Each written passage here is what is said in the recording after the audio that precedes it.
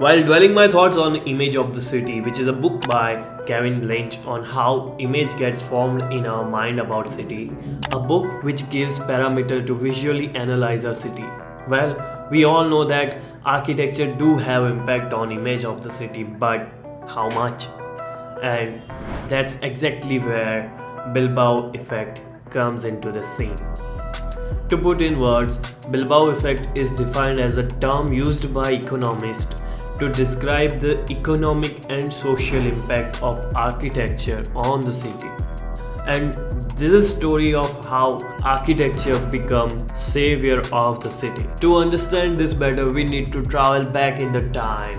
So without any further ado, let's go.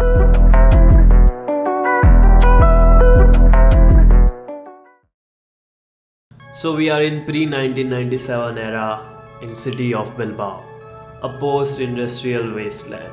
The city was built on dying shipbuildings and steel industries, a city with high levels of unemployment and poverty. It was looking impossible to revive this city. In this crisis of hope, they come up with a €100 million gamble in form of architecture project. And as we all know that high risk, high reward. This project was none other than the Guggenheim Museum by Frank Gehry. When Uncle Frank got commissioned for the project, he was nervous. In his first meeting with city officials, they said, "Mr. Gehry, we need the Sydney Opera House. Our town is dying." In which Uncle Frank replied, "Where's the nearest exit? I'll do my best, but I can't guarantee anything." In 1997, project was finished and it was time for D-Day.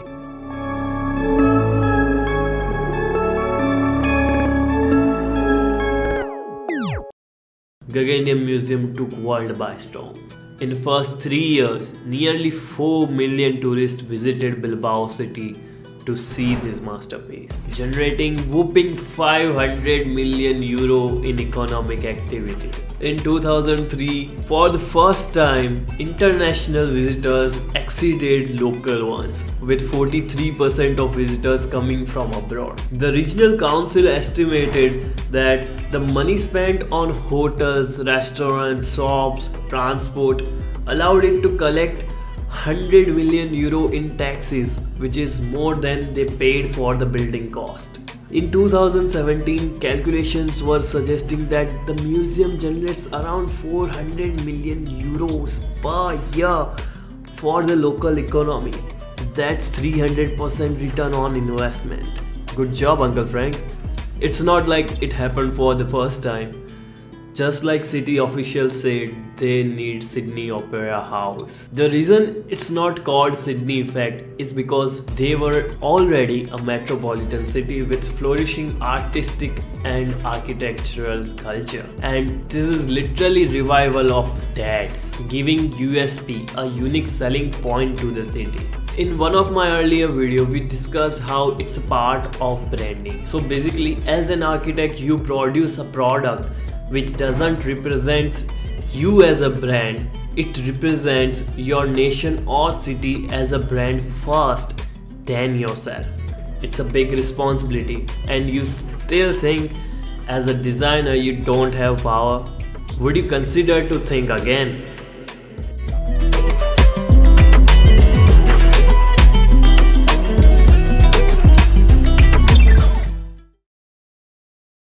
And after Bilbao, many similar type of event took place, and tourism industry is very huge.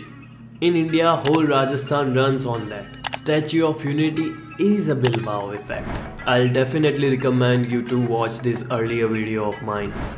And the best thing about this magic of Uncle Frank, when asked how he did it, how he changed the city, in which he replied, "I didn't mean to change the city. I just meant to be part of it." Good, Uncle Frank. And there is something about Guggenheim museums. The one built by Frank Lloyd Wright got trashed because architecture becomes so iconic that people used to visit more to see architecture than the art it had. Well, this is surely Thug Life by Frank Lloyd Wright. But if you see this, then it's very genuine criticism that it got deviated from its purpose as a project. People also compared it to washing machine. It had a very futuristic look. That's why it also has featured in many sci-fi movies and many more criticism like this. But my question to you is, what do you think about these criticisms? Where would you draw the line? This was it for the video. Thank you for your time. Meet you in another one. Till then, keep